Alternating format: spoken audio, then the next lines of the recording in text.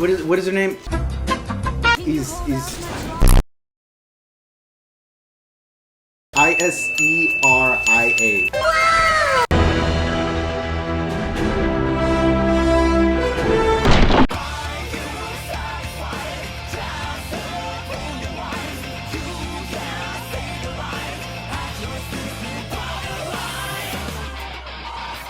Hey, what's going on, Knights? Nemesis is the gamer. We'll back to another epic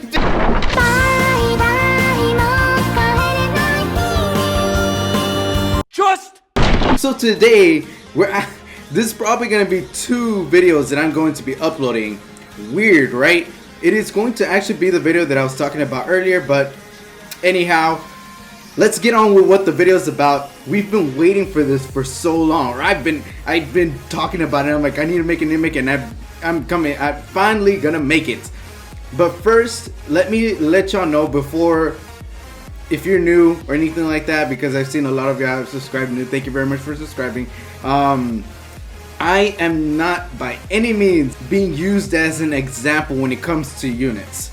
So there's a lot of stuff on here, and I have for a reason, but this video I just wanted to make because I've looked up videos trying to figure this out, and none of them actually broke it down enough for me to kind of understand what I need for me to beat stage 9 for Wyvern and Golem. I still not doing Banshee or the other one because I'm not still too confident on those, but these I feel confident for. So yeah, so let's just jump right into it. I feel, oh yeah, there's one more thing. Thank you very much those of you who joined that random stream. That stream wasn't supposed to happen. I actually was just trying to mess around with stuff, and I was tired all day as a result to like Easter was going on, Easter events was going on and whatnot. So I was driving from like 9 in the morning, and I freaking got home like at 10, and it was just an insane day, and it looked like I was extremely tired or just non-energetic, and yeah, that's what happened. So I was like, I'm sorry I had to see that, and y'all actually saw something that not many other people see. But anyways, let's jump right into it. We're gonna talk about the Golem first, okay?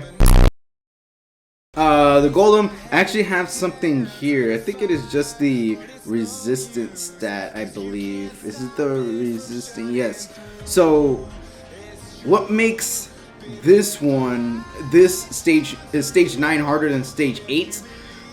First off, resistance jumps from both Wyvern and Golem. I believe resistance jumps from like 50 or 30 or something like that to a freaking solid 70%. It jumps pretty high. I don't understand why they did that. It's like all these other stages, there's like little by little, and then it's like boom.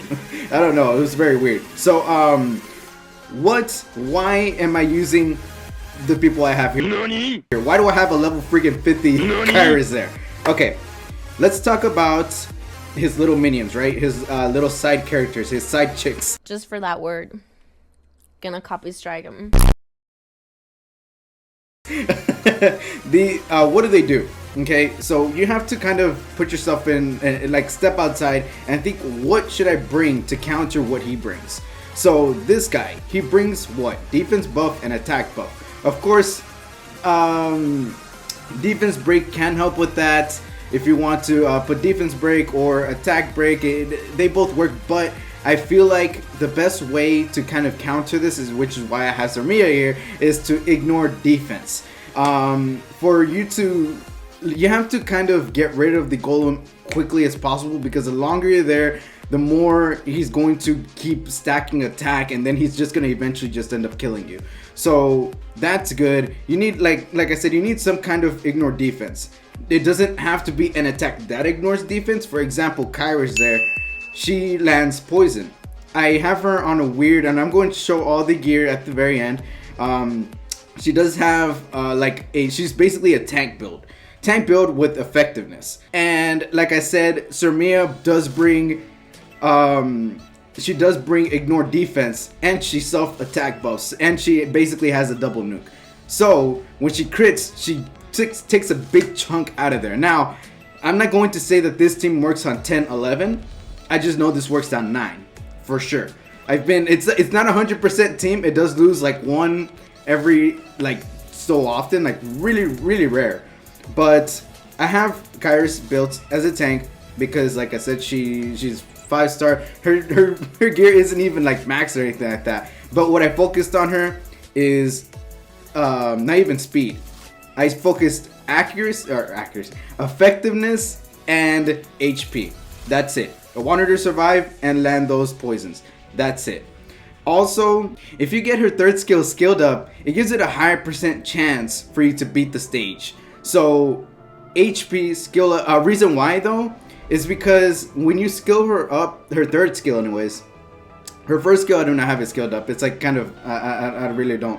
But it kind of she kind of rotates her skills weirdly when they're not skilled up, when she's not skilled up. So she would do her third skill, and if you don't know what her third skill does, she basically lands 3 poisons and 100%. But her second skill does not land poison, it extends debuffs. So sometimes when she was unskilled, she would do more often her second skill when she did her third skill. And that shouldn't happen. So the rotation now, because her third skill is skilled up, her second skill will be on cooldown. She would have to do her first skill. So there we go. I know I'm taking too long explaining this stuff. I don't want to take it too long. Anyways, now let's go on to this guy. What does this guy do? What is his pain? He heals the boss for a whole lot. So what do you need? Guess what haste is there for? Freaking the heal recovery debuff, and then the vampire touch or bite or whatever. It will heal your team. It's like a passive heal. So it's like you don't need another healer.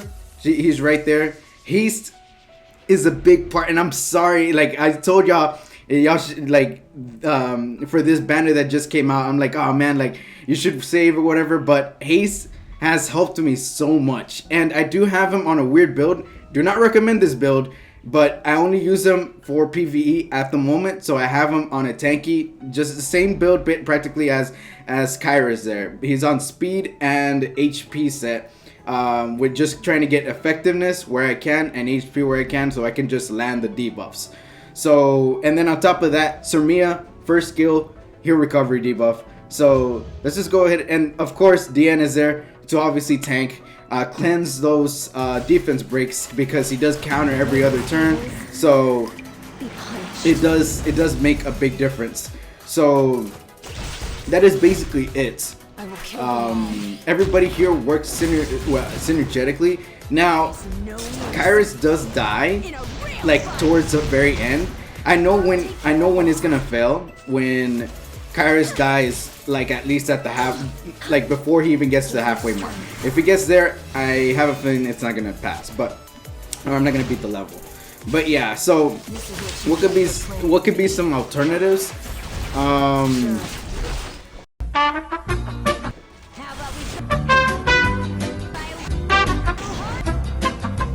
What is her name? He's Iseria.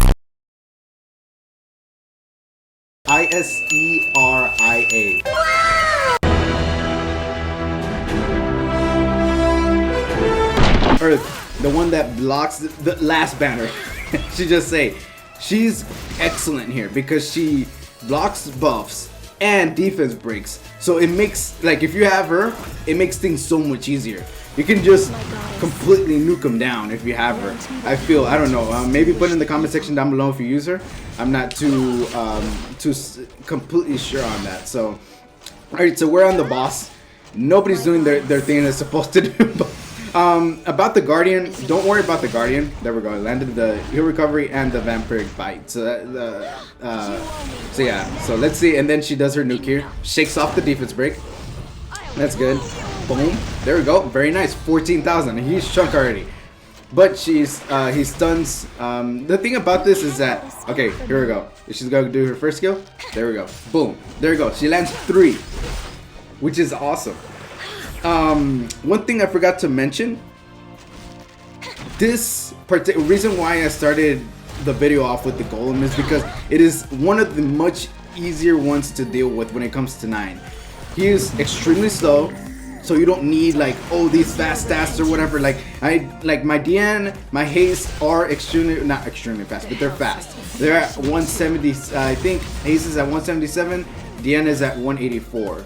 Everybody else is kind of on the slow side, and they still outspeed them. So you don't need extreme crazy speed for this one.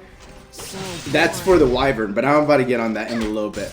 But yeah, so that is it. Just means of surviving, means of, I mean, that Celestial passive helps so much. And I wish I had Rod on her so she can heal a lot more with her second and third skill, but I do not have her. I do not have that one, unfortunately. I love it when they team up like that. It's freaking awesome. Okay, so yeah, so this team, like I said, this team, she's never going to use, I don't think I've seen her use her second skill with when she does her third skill anymore since I skilled her up. So it makes it a lot easier.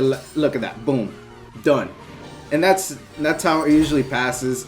Now this stage did take me a while for me to actually come up with something, because I was like, I didn't understand what, and also what you can use besides Cermia here.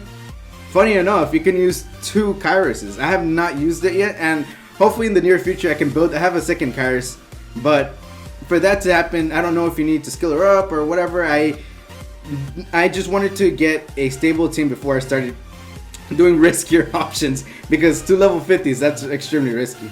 But yeah, so this is it. Have a tank in the front. Sure, you can have Crow, you can have who else would be a good tank up there? Destina would be a good, because she cleanses. Achatis, Fire Chatis, she's good because she cleanses. She's a really good healer for here, especially since she's fire, so there's more of a chance that he glance on her, so she's good there. Now of course as well, I need to point out, like, if you're here and you're like, oh well, I don't have all these units, just basically go off of what I am basically guiding you on, I guess, because you have to look at them again, like I said, you have to look. Kyrus is a 3-star, so she's kind of free to play. So what does he do? He defense breaks. What do you want to do? You want to cleanse that, so you want to look for a cleanser. So you want to look for anybody from, let's say, I think, does Hazel cleanse? I'm not even completely sure, but you can use her, or you know, and then the little crystal thingy. What does he do? Defense buff. What do you want to do? Ignore defense. His attack, as long as you kill him on time, I feel like the attack buff does not matter. You can get a stripper in there, I guess, but I feel like that's a waste of a slot. And then the healing guy, freaking tree branch. You want to put a healed recovery debuff. So that's what you want to look for when it comes to these. You don't need them extremely fast. You can have them extremely fast, so you can just keep running circles around him and just eventually just beat him, and he won't attack you as much. But I feel like that isn't the main priority. Main priority here, survive,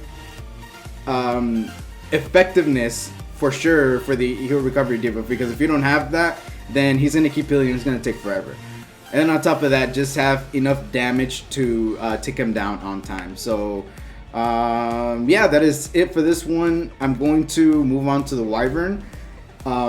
If you do have any questions, if I didn't cover anything and you're like, well, why is this one there? Why, like, I don't get it, please let me know in the comment section down below. I will gladly explain myself. This is a video more to just kind of explain how I am running these dungeons. Actually, you know what? I'm going to make it a separate second video for Wyvern. I feel like I've talked too much and I don't want y'all here for big freaking 80 million minutes. I want to just kind of because this one took 60 minutes and this one was the easy one to cover, so getting into the Wyvern is going to be something else. So let's go ahead and look at the gear. Well, she's already here, so what do I have her on? I have her on the destruction set and the crit set. It's one of my more focused ones. I want to get rid of this one, so don't really look at this one. Everything else I have on her is I'm not gonna max just yet, besides those necklace and rings. I feel like I can get better. I mean, look at this. Attack is good, but it's like effective resistance. Health helps some, you know, because it keeps her a little bit tanky. I wish it would have landed on speed and attack. Then it would have been like, okay, I can actually max this, but no. This one as well. I mean, defense, like she has such weird, like very, what is it called? Very support, like well all around a gear. This one's defense percentage, crit damage, and attack percentage, which is really good. Then you just saw this one. This one has health, effective resistance. I don't know why. She has freaking 37% effective resistance. I don't know why. This one I want to change for attack percentage, hopefully, or just get a better speed one here, because I mean, yeah, it has effective resistance and crit, but that's about it. So yeah, and she's at 148 speed, which is not too bad. Effective resistance once again, speed, defense, and health. It's the only thing is the main stat and speed that I like on this one, and crit damage, of course. Crit hit, luckily didn't land on that flat attack, luckily, and speed and effectiveness, which is not too bad. So she lands on that heal recovery debuff and then does a huge nuke, and then she has this artifact as well, her own artifact, which helps a lot. DN, I'm going to try to change this one out. The only thing that it's helping her out is 2 subsets that it landed on, which was effective resistance and health percentage, and I can't seem to get a good helmet. It's like I try so hard and it's not coming. It's not. So, but yeah. So this one, like I said, I think it was on the stream actually. I wish it would have landed on speed, but it only landed on health, which is okay, and then attack percentage, which is kind of meh. This one, speed, effective resistance, and defense, just overall good support gear, support chest plate. This one, speed, of course. I'm going to try to max this one. I'm trying to max all of these on the right hand side, to be honest. So health, and this one, they just have defense overall. She has, I don't know why she has 1k attack, but she has 1k attack, almost 13k HP, 1000 defense, and then 184 speed, like I said. And yeah, effectiveness is really good for her as well, so she won't be stunned or defense broken. Haste, this is the weird guy on the lot. Can I actually enhance this? Yes, I can. Once. Yes, this is a weird one. I just put this on him because it has speed, effectiveness, and health, which is what I was looking for anyways. He's at 177 speed. This is kind of the gear overall. That one had speed. This one has effectiveness. This one has speed and effective and health, which is really good. This one has attack. Like, it's such a weird combination. Actually, okay, that's why. Because overall, it had 4 good substats. It had attack, defense, health, and speed, which is good. And this one, I just have effectiveness on him. I'm going to try to replace this one, hopefully soon. And then this is the artifact. I know, OP artifact. I'm sorry. And then, who else did I use? Kairos, the MVP. Look at this girl. I don't have any artifacts that for archers. I believe it, or range. I don't know why I said archers. Did I say archers before? Ranger. I meant ranger. Ranger. I don't have many ranger artifacts. I only have this one, which is Bellona's, and I don't have her. I wish I did, but I don't. But this is what she has so far. I mean, look, it's not even max. This isn't even max. Do I have anything that can? Oh my goodness! Come on now. Go this one. Hopefully we can go to effectiveness actually. Effectiveness. Nope, health. That actually still helps anyways. So as you can see, you don't even need like your cars to. You don't even need her gear. I'm just kidding. But basically, what I really focus on her is effectiveness. She doesn't have like insane HP. She has 6,000. But I focus effectiveness on her, and you get a lot just by awakening her. I mean, oops, I keep doing that. What is the first one? Speed. You get effectiveness here, and you get effectiveness here, and I think you get effectiveness somewhere else. You get effectiveness 12% right there. So it'd be good to invest in her. I feel like she's well worth it. She's well worth it because it makes your team so much reliable when it comes to that stage. So, and I think a lot of people just use her. I mean, I think I've seen her used on it's still level 50. No, I mean not Wyvern, Wyvern, right? Golem 10, I believe. I've seen a video like that, which is really weird. And the skill ups on her, of course, I have this girl like almost skilled up. I just need these, and I have none. So where's she at?